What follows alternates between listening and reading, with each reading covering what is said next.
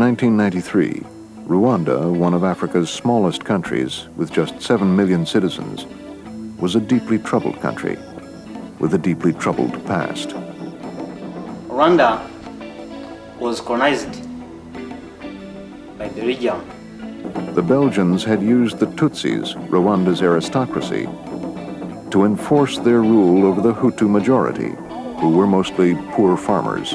The kind of method they used was divide and rule.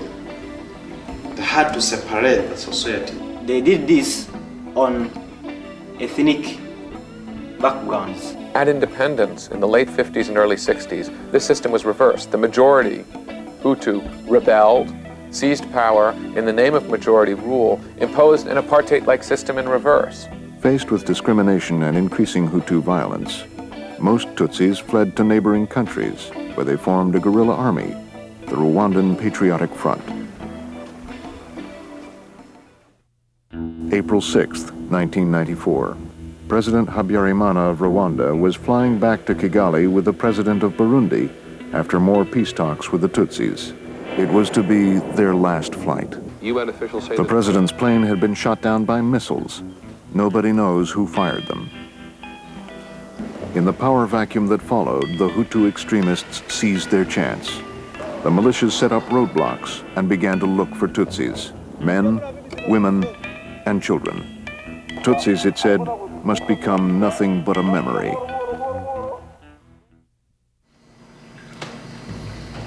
I think if we are given a hand, we can at least try to make Rwanda a nice country than it is now. I was sent here to study and later develop my nation. Because that country won't develop unless I go back and do it. My country selected me as to do whatever possible to see if I can do something for my country. I've had many experiences. I've seen many people. He just acquires just a little thing, just a little education, or gets some money from somewhere. He goes back home, he just builds up something very constructive, and you find that in a couple of years, you find that the area is growing up gradually, effectively. So I don't really think of being in America, although it's really a nice country, but why shouldn't we also fight to develop Rwanda and become like America in the future? And I believe it is possible, given time and competent people.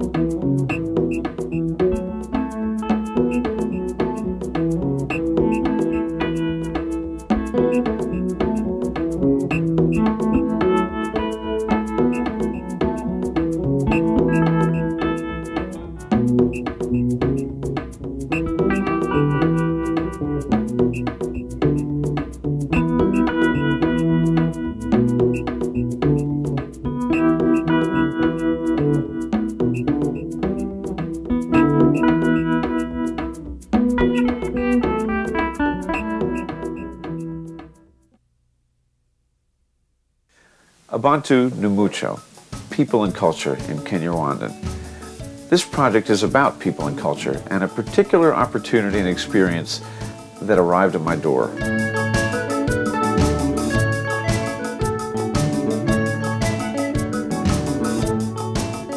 In September 1997, I began documenting the experience and evolution of 20 students participating in the La Roche College Pachamentera Scholarship Program.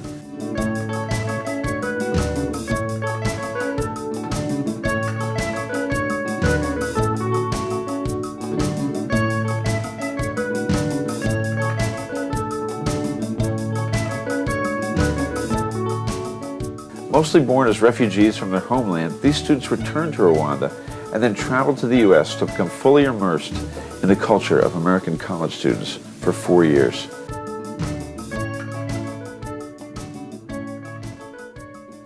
You're looking at the internet? Yeah, I was reading news about Africa. Tried to check my email. Last night I sent email to my teacher who teaches me like data distribution process. So I was trying to ask him to send me the notes. Last 2 classes. I send email all over the world. I send email to my friends back home, my friends within US and elsewhere. The internet was there and I heard about it, but I didn't have my hands on the computer. And now you use it every day? Yeah, I use it every day because I have access on the computers anytime when I want. I documented many of their feelings, experiences, and significant changes along the way, as well as what I learned in the process.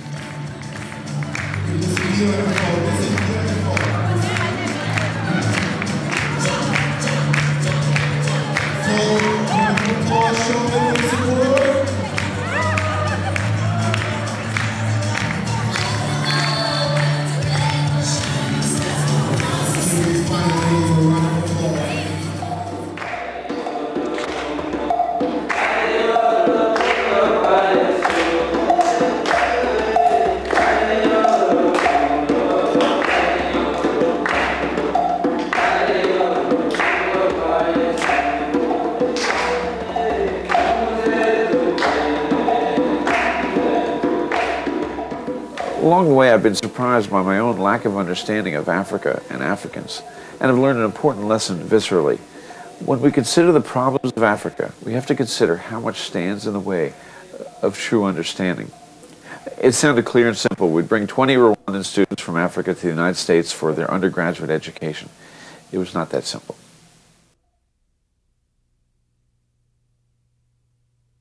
The project started really on the day that I heard the Rwandans were arriving. I remember it clearly. We were told in a meeting they were arriving tomorrow, and I decided I had to do this. I don't think I understood why I wanted to get involved with these students and make some kind of documentary, but I figured it out later. I know that I heard of the Rwanda genocide at the time in 1994. I remember it clearly. Hutu and Tutsi, the names seemed so absurd and unlikely. The very sounds of them weren't real to most of me, or most Americans probably. Then the statistics arrived, probably more than 1 million people killed in 100 days. So when I found this experience on my doorstep, I felt compelled to get involved. But why? When I really reflected on it, I found it related to my feelings and experiences of being Jewish, and related to my great-uncle Ziggy, to my grandparents and my parents.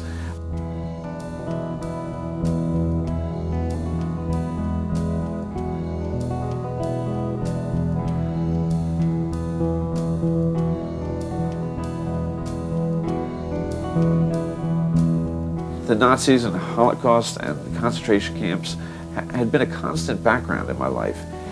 In the decades before Holocaust survivors talked publicly about their experiences, we learned of the gas chambers and ovens at an early age. I'm sure every American Jew has some relationship to the images. Schindler's List may now play the role of an overarching film that dramatizes and crystallizes it for everyone. But for me and my generation, it came in bits and pieces of understanding and horror. So with the Holocaust ingrained in me, I think I felt that the Rwandans would bring me closer to it. I was born in exile. I was born in Burundi, which is a neighboring country. And you grew up there? Yeah. And when did you go back to Rwanda? I and my family went back home in 1990, shortly before the Civil War started. Yeah. So you were there at the time? Yeah. Yeah, you were in Kigali? Mm-hmm. It must have been a very difficult time period. Oh yeah. I mean, it was hell. As I later learned, for those who've experienced it, terror, loss, and attempted eradication have a complexity far beyond anything I can imagine. This situation involved a complex history, colonialism, survivor guilt, and an example of the horrors of human nature. It was like some people were very busy doing a kind of human hunting for human beings, killing people just because of some kind of consumptions like ethnicity, stuff like that. And it was horrible. My goal was to learn and to touch a history that was previously untouchable. My plan was to make a documentary about these students and their stay in the United States, their education and their experiences. But as usual, you never know what may happen. It turned out to be about my education and theirs. When they arrived at 2 a.m., I was there with a video crew, and we captured the moment of their bus pulling into La Roche College in the hills of western Pennsylvania, the North Hills, a suburb of Pittsburgh. As they came off the bus looking thin and tired and dressed in their best clothes, silk shirts, slacks, or shoes, I had a feeling and an awareness of facing history.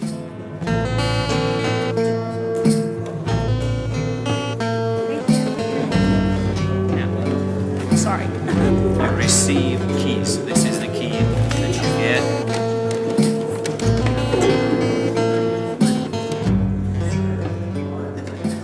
They ate, oddly it seemed, with napkins holding the food. They dealt with a variety of bureaucratic things. You didn't get the same number of keys?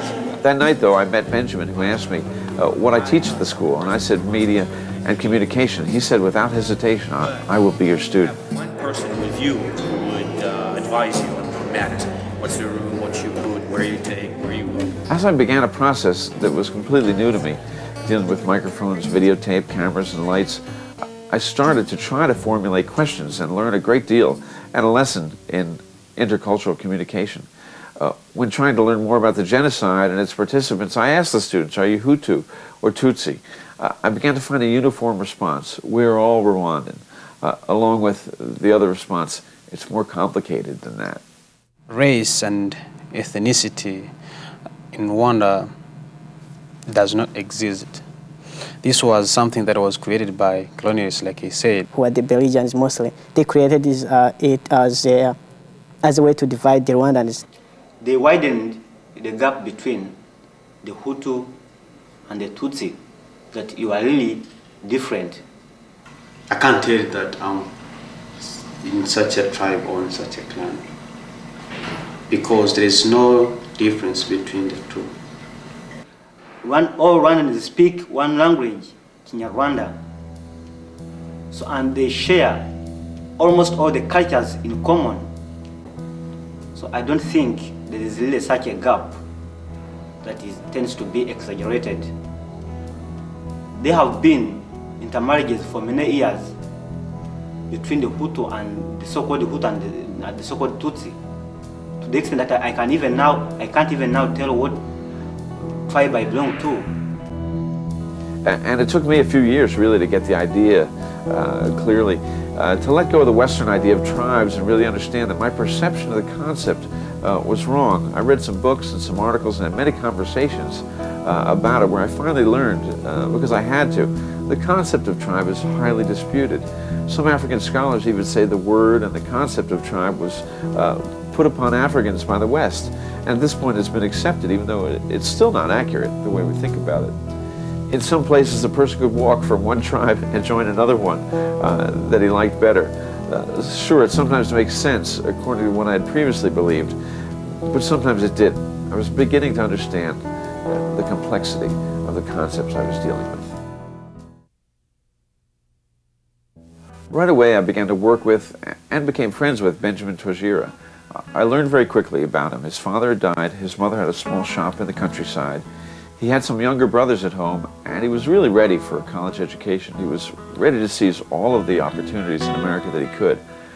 I'm not sure why he understood how much opportunity stood before him, but he began taking his classes at La Roche and earning great praise from all of his teachers.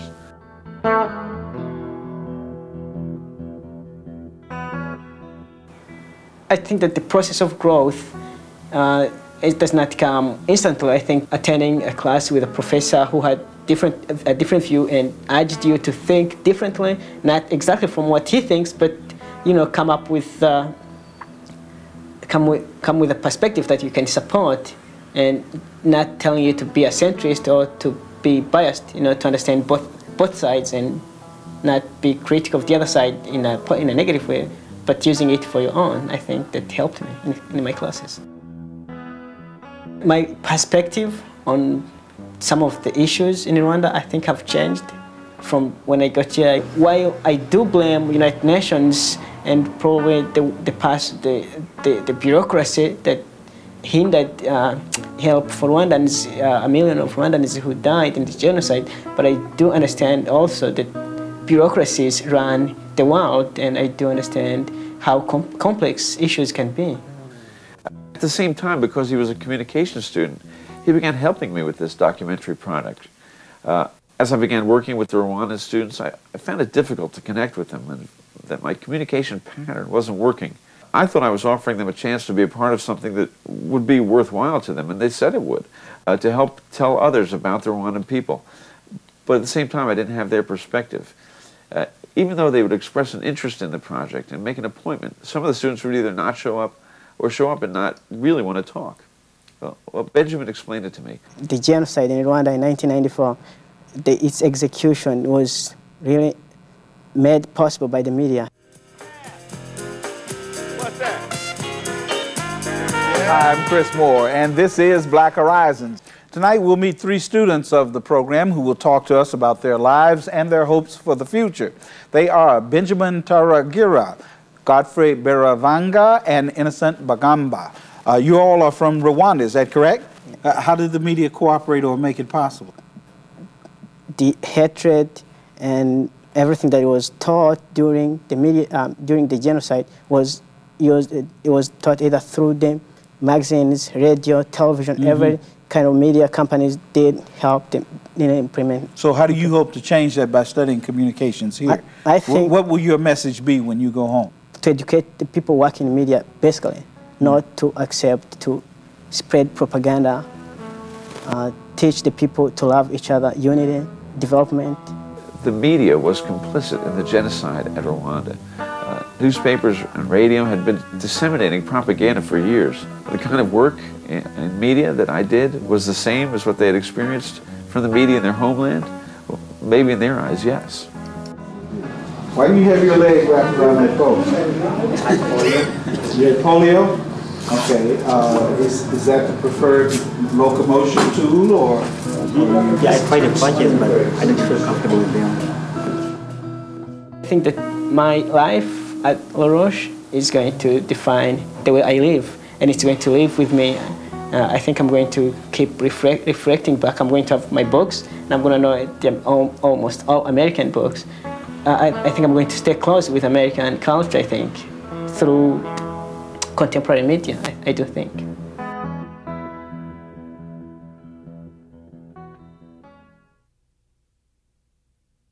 As we began the students' second year at school, I began to obtain their trust and insight into how I could get their reactions to living in American culture.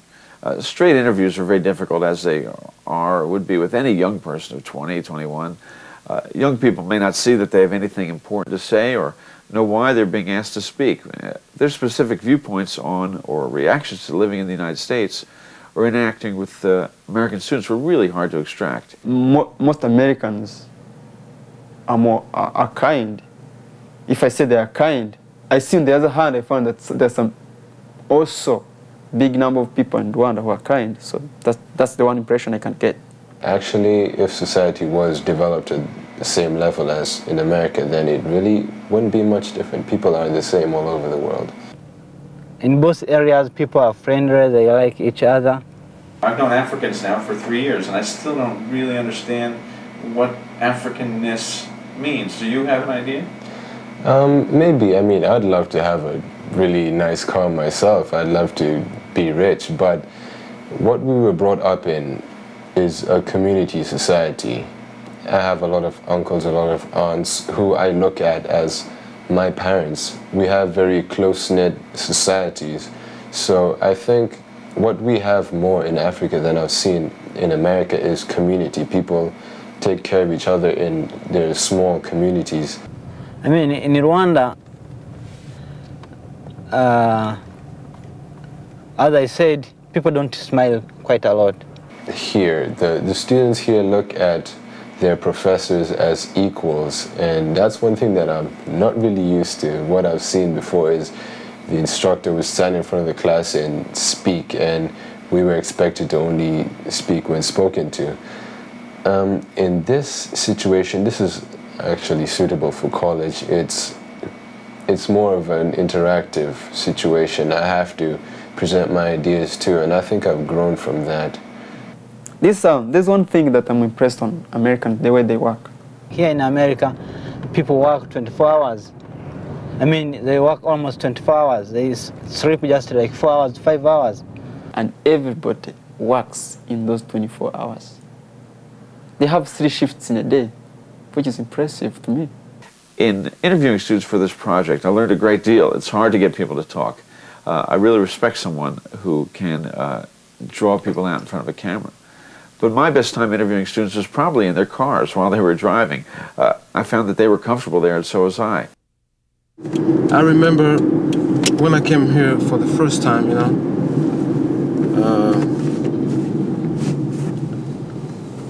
the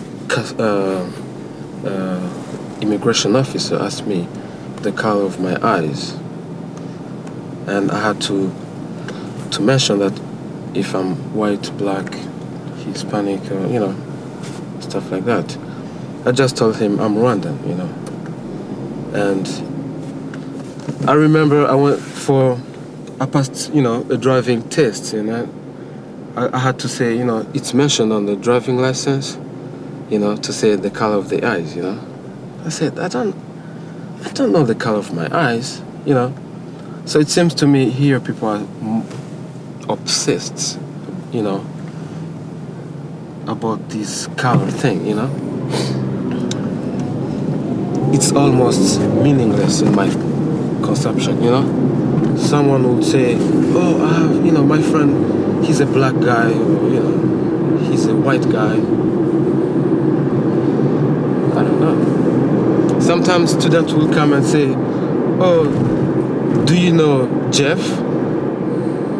And then he will say like, Jeff? Yes, I think I know him. Yeah, he has like, you know, curly hair, I don't know what, you know, dark hair.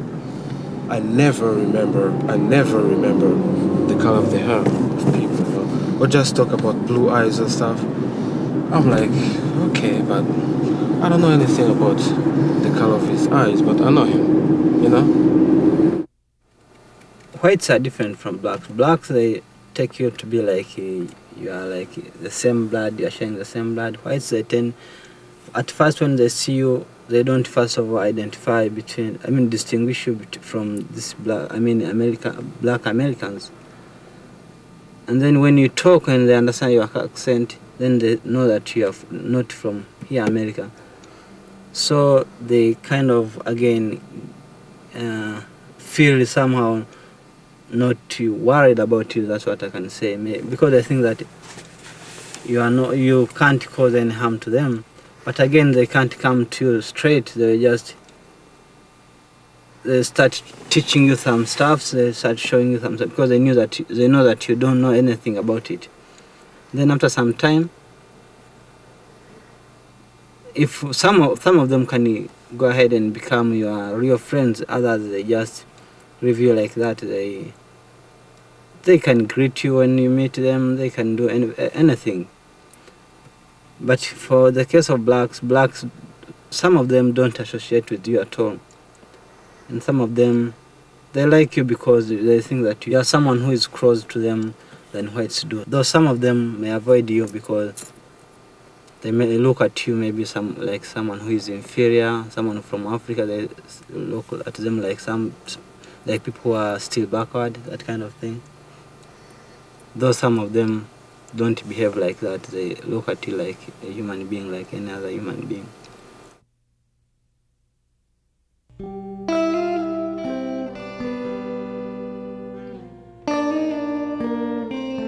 Meanwhile, the first group of 20 students were adjusting to life on American campus.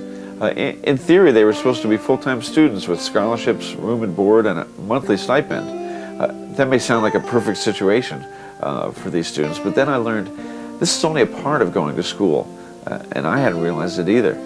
It costs a lot of money to maintain the lifestyle of an American college student, and many of them told me how important it was not to be different, marked out by hand-me-down clothes or old sneakers, or by not having the cash to go out to clubs, bars, or even the movies. But in this country when I came, there were some things that are necessities, but I didn't know about when I was in my country. First I'm talking about cables. I didn't never know anything about cables in my country. But now it's becoming a necessity because you can't live in a room with other friends who pays for cables and you don't pay. Another thing is, for instance, deodorants. I didn't use much deodorants in my country. Now I have to use all the stuff, cleaning, all those stuffs in cleaning, bathroom cleaning. I mean, you see, the budget have changed, completely changed. So every day, everything we see puts the pressure on us. It's not even an issue of being materialistic. I mean, I wish I had a car because my friends drives. Just imagine how you feel when you are going to town, I mean, to Market Square on foot and your roommate passes you driving. Sometimes he gives you a lift, sometimes he doesn't pick you. How do you feel if he doesn't pick you? I mean, it's here, I don't know, I can't describe it. You feel like you feel disappointed, you feel, I mean, so, I mean, it's too difficult for us to live in this country, too difficult. Most of the CDs, the R&B, others are music from home, like have some cassettes from home, some Rwandan tapes. Okay. Show me something from home. Like this one, this cassette. She's called Kamariza, but she died recently. She was a soldier. She's remembering how the war went through. What's the song about? Just some of her impressions she had on when she was in the war, like that. How people love each other, like that, mostly. How people what? Like how people love each other, the songs you sing to your lover, like that. It's also about the war? Yeah, when she was in the... I told you she was a soldier. Yeah. She died, so those are the things she sang. Yeah. Wow. They also felt they had to continue to support their families at home. Many of these students were supporting extended families when they got their scholarships, so they had to continue. And indeed, it's really something of a cultural imperative for them, reflecting values of kinship. To many of the students, if you attained anything at all, it's necessary to share it with your family. Being in the United States and being able to work at a job, legally or illegally, meant they had to send money home regularly. It would be expected of them.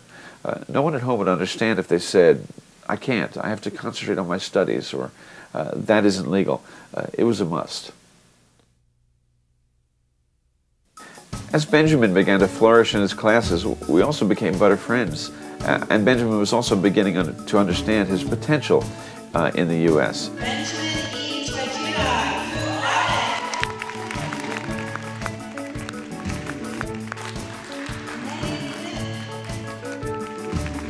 We worked on a variety of projects together and began to expect a great deal from him in terms of commitment and quality. Are you the first one to graduate?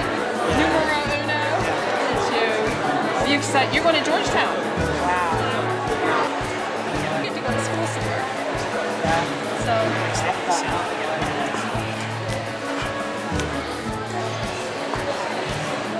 And as evidence, there all has been granted this diploma. And witness there on spent 50 days of campus without Twagira!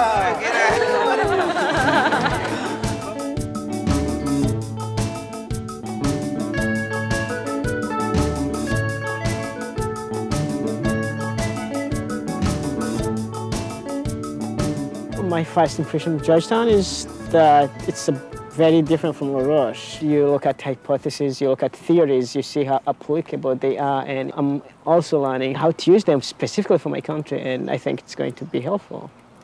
One of the courses I'm taking this semester is Code Wars, and what I'm learning from this class is something that I never thought of I'm learning how technology influences society, how actually the architecture of society itself, the social architecture, can impact what technology is invented. For instance, if society didn't care about privacy, we could not have encryption, we could not have social movements coming around, social groups advocating for technology that fosters privacy. Now I'm looking at how networks in other countries developed and how easily they can be implemented in the case of Rwanda, for instance, or Africa in general. I haven't studied the topic in enough depth, but in meeting African students, I believe they have the potential to do anything they want.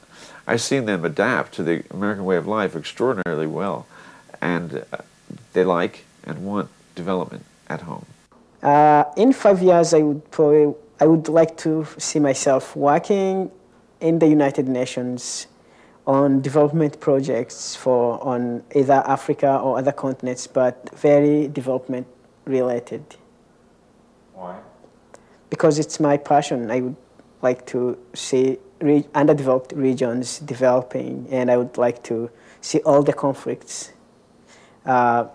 settled. I would like to work with conflict resolution. I would like to understand the economics, the political economy of the developed world. How do they get there? How is the social, how they develop socially, what's needed, you know?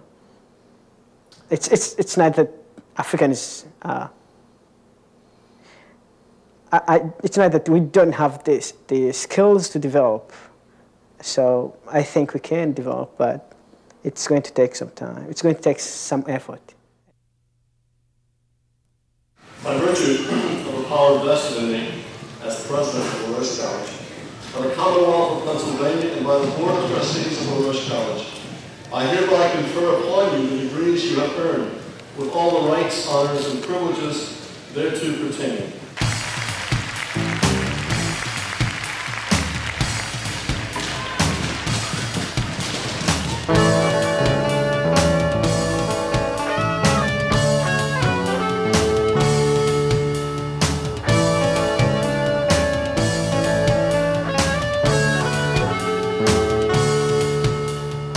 Finally, near the end, I've been speaking with students about going home on many occasions. I once asked a group of students at lunch if they had their tickets yet, and they just laughed.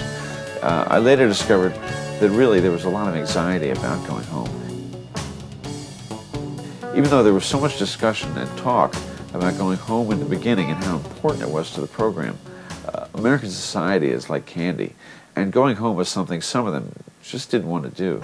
The freedom, the opportunity, the material wealth these students saw all around them was very attractive, and they knew they had the potential to attain things too with hard work, and it was an unstoppable force.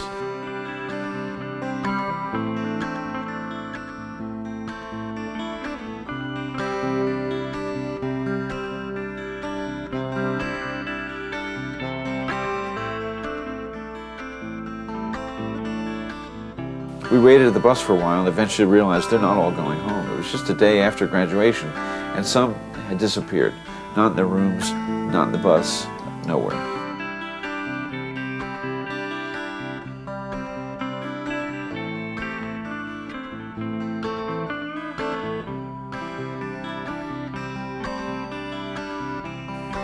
I went to the airport with the students who showed up for the plane home. They didn't seem tense or uncomfortable.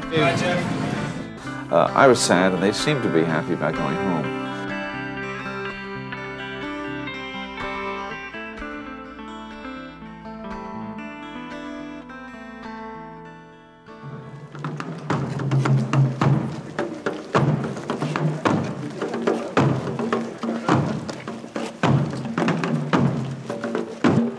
I was amazed when we got there to find that the entire auditorium was filled with University of Rwanda students, and virtually the whole faculty was there and participated with great enthusiasm, I might add.